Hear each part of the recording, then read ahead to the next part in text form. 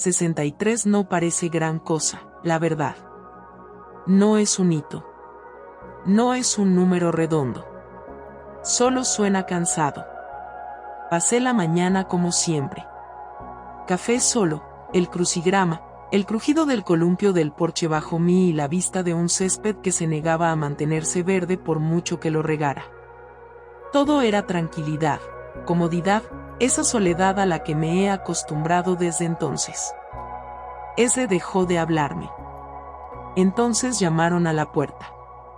No el golpeteo impaciente del cartero ni del vecino que vendía cupones. Solo un golpe. Luego, el sonido de pasos que se alejaban. Abrí la puerta y vi la caja. Papel marrón liso, cuidadosamente pegado con cinta adhesiva, una fina cinta azul atada una sola vez en el centro. No había duda sobre la letra. No la había visto en 3 años, pero la habría reconocido con los ojos cerrados. La escribía como un plano. Preciso, sin curvas desperdiciadas, siempre con tinta azul. No lo abrí enseguida. Me quedé allí, descalza sobre el felpudo, mirando las letras pulcras que formaban mi nombre. Marlene Greaves. Lo susurré en voz baja, como si pudiera sonar diferente viniendo de él. De vuelta adentro, dejé el paquete en la mesa de la cocina. El café se había enfriado. Lo recalenté y me senté, cruzando las manos sobre el regazo como si esperara que me llamaran después de 3 años de silencio. Ni una tarjeta cuando tuve neumonía, ni una palabra cuando falleció mi hermana. Y ahora esto. Finalmente, la curiosidad me venció. Dentro del papel había una caja blanca, y dentro, acurrucadas en un pañuelo de papel como si fueran frágiles, había galletas. Docenas de ellas, cuidadosamente glaseadas, cada una diferente. Flores azules, hojas doradas, estrellas con azúcar glass. Todas hechas a mano. No había horneado ni un solo día en su vida. Ninguna nota, salvo una pequeña tarjeta pegada en el interior de la tapa. Feliz cumpleaños, mamá. Empecemos de nuevo. Sostuve la tarjeta como si fuera a desaparecer en un abrir y cerrar de ojos. Se me hizo un nudo en la garganta. No era exactamente un nudo, sino ese leve dolor que se apodera de ti cuando quieres que algo sea real pero aún no confías en ello. No me las comí. Quería hacerlo, pero no lo hice. Quizás era orgullo. Quizás era miedo. O quizás era algo más discreto, algo que no podía nombrar pero que no quería ignorar. Metí una galleta en un pequeño tupper, lo cerré y lo guardé en el refrigerador. Volví a envolver el resto con cuidado.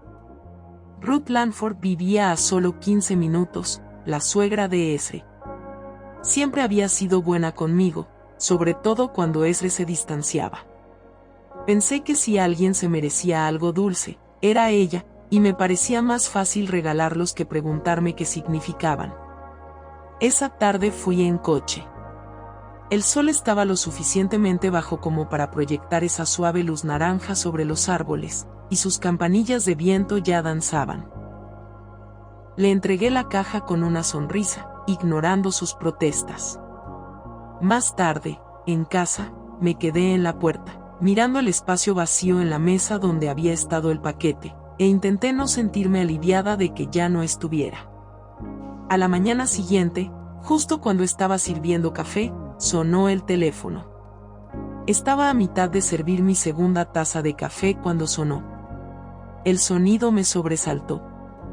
Hacía mucho tiempo que nadie llamaba tan temprano, y más aún que ese número aparecía en la pantalla. ¿Ezra? No contesté enseguida. Mi mano se cernía sobre el teléfono como si fuera a quemarme. La llamada vibró una vez más antes de que contestase. Hola. Hola, mamá. Su voz, suave y despreocupada, se deslizó por la línea como si nada hubiera pasado. Como si 3 años de silencio no se hubieran asentado entre nosotros como un sedimento. Feliz cumpleaños. Un poco tarde, lo sé, ese. Me senté despacio, agarrando la taza con ambas manos. Recibí tu paquete. Sí. Una risita suave. No estaba segura de que lo hicieras. No estaba segura de que lo abrieras. De verdad, lo hice. Fue inesperado. Hubo un instante de silencio, y entonces preguntó, con demasiada naturalidad, ¿y qué tal estaban? ¿Las galletas? Sí. Respiré hondo. Oh, no me las comí. Se las di a Ruth. La línea se quedó en silencio. Me aparté el teléfono de la oreja para comprobar si se había cortado la llamada. ¿No se las diste a Ruth? Su voz era diferente ahora, más aguda. La calidez se evaporó. Sí, dije despacio. Siempre le han encantado los dulces. ¿Y a mí? Bueno, no sabía qué hacer con ellos. No habló durante un buen rato. Podía oír su respiración, agitada e irregular. Entonces, al principio en voz baja, pero con cada vez más fuerza, ¿hiciste qué? Las palabras me golpearon como una bofetada. Parpadeé, aturdida. Yo, ese. ¿Qué pasa? No eran para ella, espetó. Eran para ti. Solo para ti. Su voz se quebró, no por tristeza, sino por algo más. Frustración, quizá incluso pánico, no lo supe distinguir. Me quedé paralizada, con el café enfriándose en mis manos. No lo sabía, dije, con voz débil. Claro. Claro que no. La amargura se desbordó, densa y asfixiante. Nunca lo haces. Colgó antes de que pudiera decir nada más. El tono de llamada me zumbaba en el oído. Dejé el teléfono lentamente, mirando el mostrador. El corazón me latía con fuerza en el pecho, no rápido sino profundo, como si quisiera ser escuchado. Solo para ti. Eso fue lo que dijo. Me puse de pie, fui al refrigerador y lo abrí. El pequeño recipiente seguía allí, con una galleta perfecta intacta. Cerré la nevera y me apoyé en la encimera, repentinamente fría.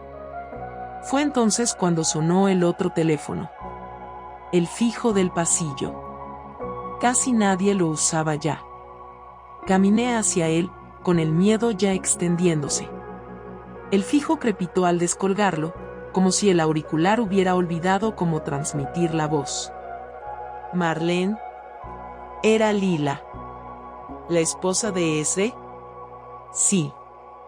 Su voz era tensa, quebradiza. Es Ruth. Está en el hospital. Me senté sin querer. ¿Qué pasó?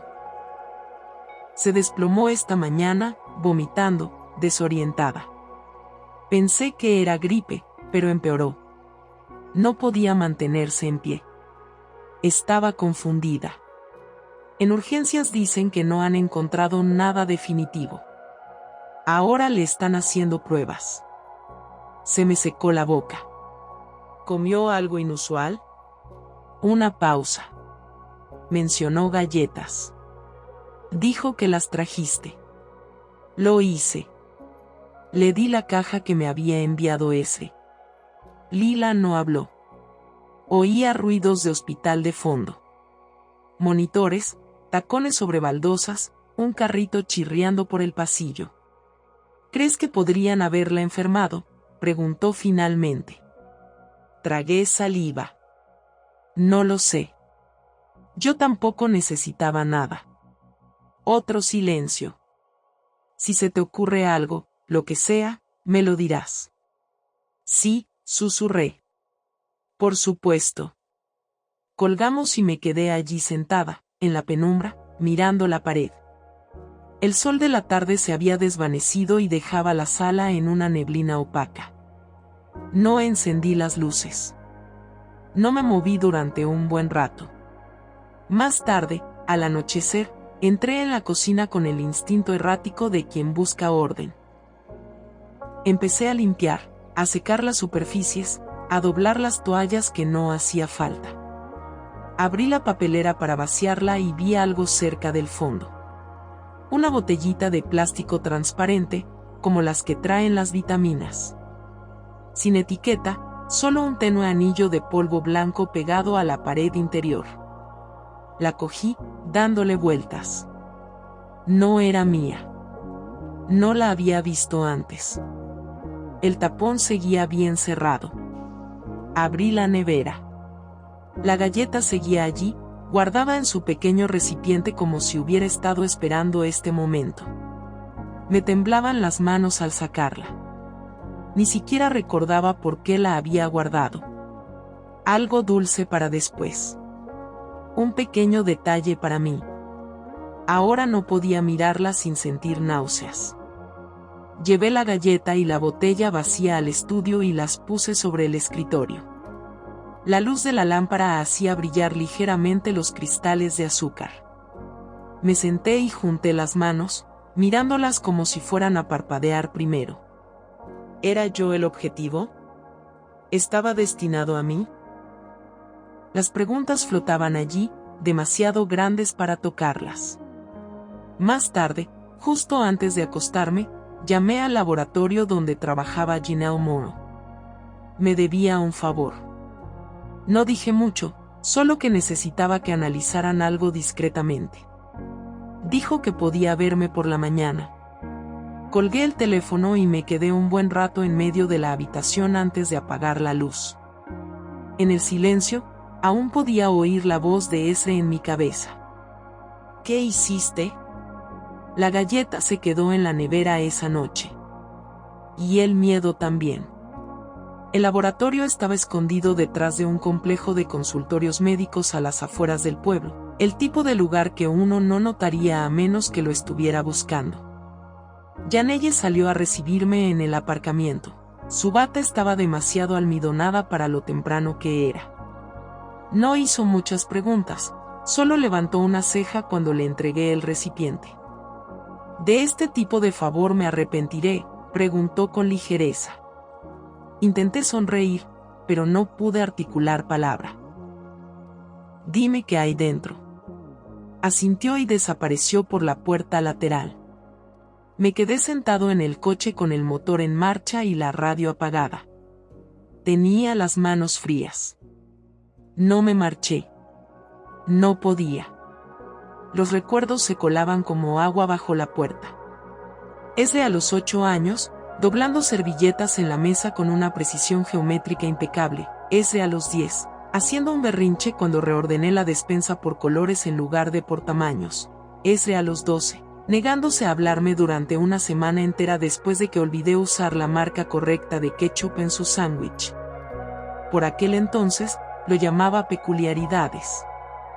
Decía que era particularmente sensible, brillante en la escuela, obediente en público, un niño modelo en el papel. Pero también recordaba cómo observaba a la gente comer, cómo me observaba a mí. Aquella vez que horneé galletas con nueces por error y escupió una a la basura, luego se frotó la boca hasta que le sangraron los labios, como se quedaba completamente quieto cuando estaba decepcionado, como si la estuviera guardando para más tarde. Una enfermera del hospital llamó a media mañana. El estado de Ruth no había mejorado. Estaban escalando su caso a medicina interna. Siguió sin diagnóstico. Nadie había mencionado las galletas, y yo no me ofrecía a pensarlo. Me senté en la cocina esperando la llamada de Janelle, con las manos envolviendo una taza de té que no me había bebido. La taza se enfrió. La casa crujió a mi alrededor como si me escuchara. Ese siempre había sido bueno pensando a largo plazo. No explotaba como algunos niños, planeaba, aguantaba las cosas. Se le veía tomar un desaire, limarlo y volver a sacarlo a la luz más tarde. Cuando sonó el teléfono justo después del mediodía, di un respingo. Es Janelle, dijo. Revisamos los paneles estándar, luego les pedí que profundizaran más. Contuve la respiración. Hay algo en la galleta, dijo. Rastros de un compuesto relacionado con el acónito. Es altamente tóxico, raro de encontrar en los alimentos. Definitivamente no fue un accidente. Cerré los ojos. Dijiste que alguien se los comió. No pude responderle. Dudó. Lo escribiré en voz baja. Después de colgar, me quedé quieta un buen rato. Mi hijo me había enviado veneno en una caja de regalo, una caja que había pasado como si nada. Más tarde esa noche, me encontré afuera de nuevo, paseando por el camino de entrada, sin saber qué buscaba. El sol se ponía. El viento traía un ligero aroma a canela. O tal vez solo era un recuerdo. Entonces mi teléfono volvió a vibrar. Número desconocido, respondí. La voz al otro lado del número desconocido era tranquila, cortante y desconocida. Soy el detective Fallon Reyes. ¿Es usted Marlene Greaves? Dudé. Sí. Me recomendó la doctora Janelle Morrow. Dijo que usted solicitó un análisis toxicológico de un alimento y pidió que cualquier resultado preocupante se comunicara a las autoridades. ¿Es correcto? Quise decir que no, alegar algún malentendido, proteger lo último que quedaba de mi familia, pero me oí decir, sí, es correcto. Hubo una pausa, profesional pero no cruel. ¿Estaría dispuesta a reunirme para hablar de los resultados y sus preocupaciones? Acepté, pero me sentí como si firmara algo permanente. Nos reunimos esa tarde en una pequeña oficina escondida detrás de la comisaría. Nada del otro mundo. Reyes parecía joven para ser detective, quizá de unos 35 años, con una mirada penetrante que no descansaba mucho. Me ofreció agua, que rechacé. Mis manos no paraban de moverse, doblando y desdoblando un pañuelo que no sabía que había traído. Empezó con suavidad, me preguntó cuánto tiempo llevaba distanciada de Ezra, con qué frecuencia hablábamos. Cuando recibí el paquete, que contenía, como entró Ruth Langford en escena. Respondí a todas las preguntas con claridad, con la mayor precisión posible, evitando la emoción que amenazaba con aflorar. Me escuchó atentamente, tomando notas en un bloc amarillo. No me interrumpió. Luego preguntó las más difíciles. ¿Crees que tu hijo quiso hacerte daño? Bajé la mirada a mis manos. No quiero creerlo, dije. Pero la galleta tenía veneno. Ruth no la horneó. Yo no la horneé. La envió él. ¿Y la botella que encontraste en la basura? No era mía. El momento encaja. ¿Alguna razón para que quisiera hacerte daño? ¿Motivo económico? ¿Tensión familiar? Me estremecí. Me guarda rencor. Siempre lo ha tenido, creo. Me culpa de cosas que no pude arreglar. Reyes asintió levemente, pero vi la duda flotando en el espacio entre sus ojos. Solo tenía una galleta envenenada y una corazonada. Sin huellas, sin testigos, sin confesión. Se inclinó hacia adelante. ¿Estarías dispuesta a presentar la galleta y la botella como prueba? ¿Abrimos un caso formal? Dudé. Me sentí como si me hubiera traicionado, aunque sabía que no era así. Aunque Ezra se había adelantado. Sí, dije finalmente. Si hay alguna posibilidad de que lo haya hecho antes o que lo vuelva a hacer, no puedo ignorarlo. Asintió y se puso de pie, señalando el final de la reunión. Registraremos los hechos y te mantendremos informada. Si algo cambia, por favor, llámame directamente. Al salir de la comisaría, el cielo empezaba a oscurecerse. Subí a mi coche, cerré las puertas con llave por costumbre y me senté con las manos en el volante. No era culpa, exactamente. Era algo más antiguo, más profundo, La certeza de que la maternidad no termina solo porque el niño haya cambiado.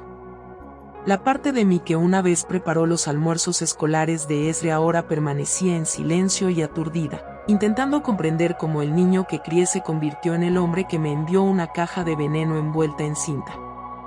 Esa noche no dormí. Dejé la luz del pasillo encendida.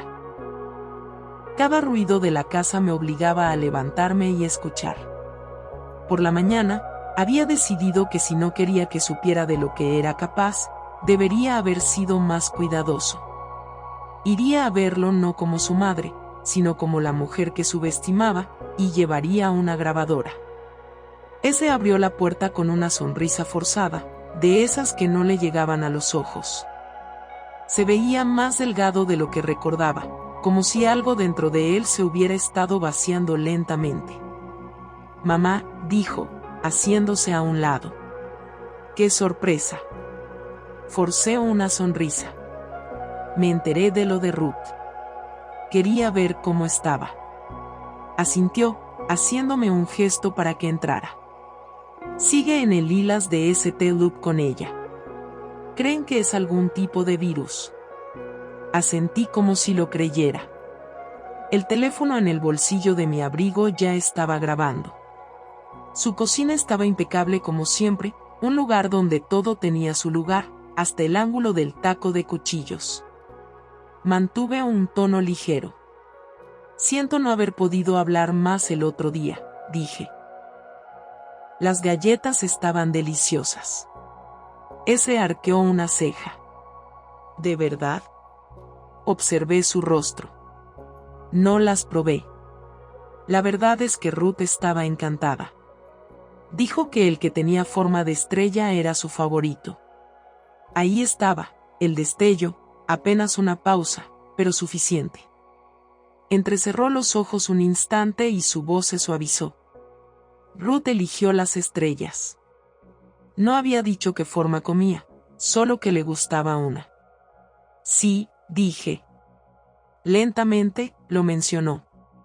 Se giró hacia el fregadero, enjuagando un vaso que no necesitaba lavarse. Ella siempre optaba por algo bonito, siempre más preocupada por la estética que por lo que había debajo. Lo observé. Nunca me dijiste que habías empezado a hornear. Se rió, pero sonó raro.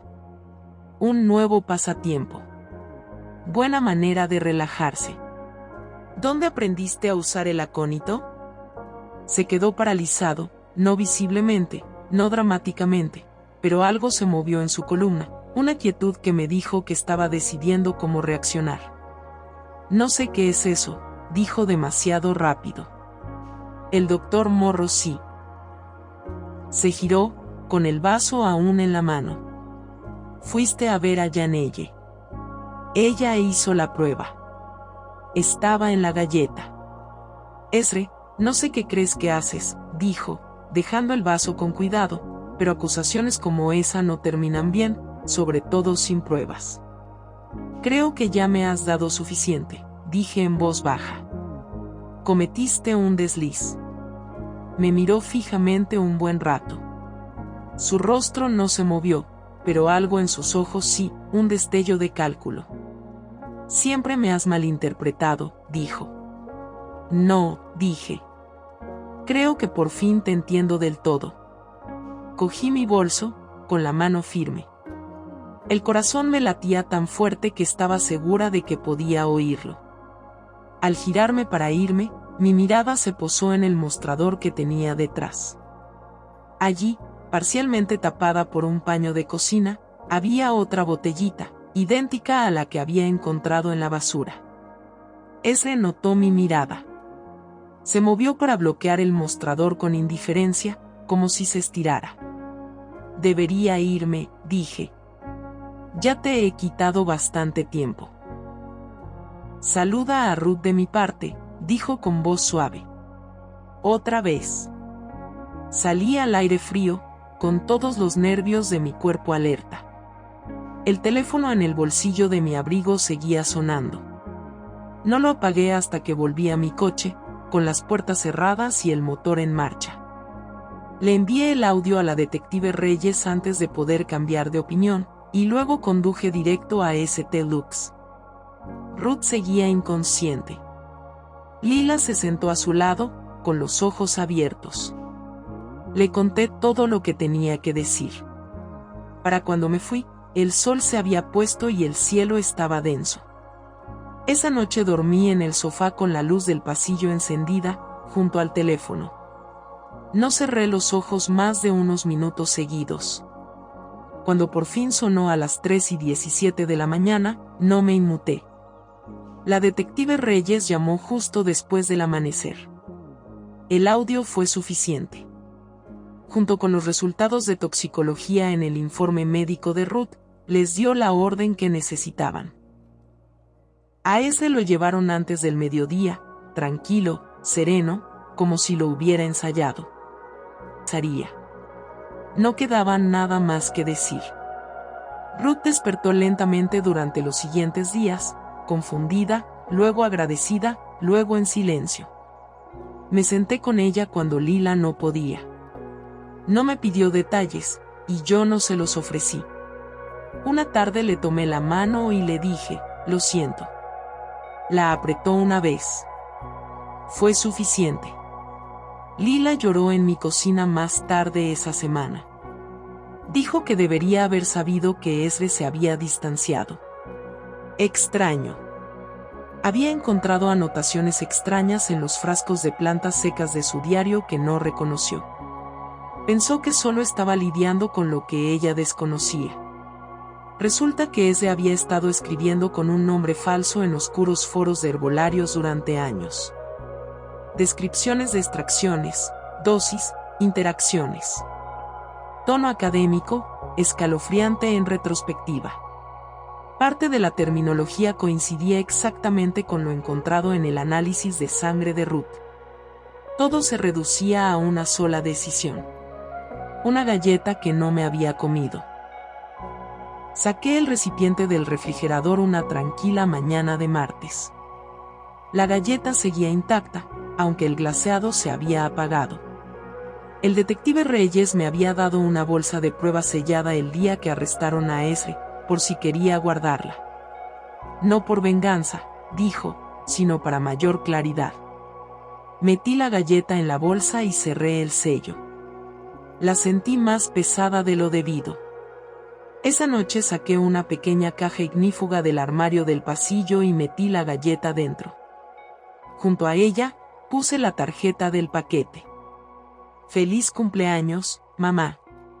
Empecemos de nuevo. Cerré la caja con llave y la puse en el estante más alto. Para no olvidar. Para recordar lo que casi me pierdo. Me quedé en la cocina un buen rato después de eso, con la casa en silencio a mi alrededor, el aire quieto. Luego apagué la luz y caminé por el pasillo, sin saber si volvería a sentirme segura o si alguna vez lo había estado.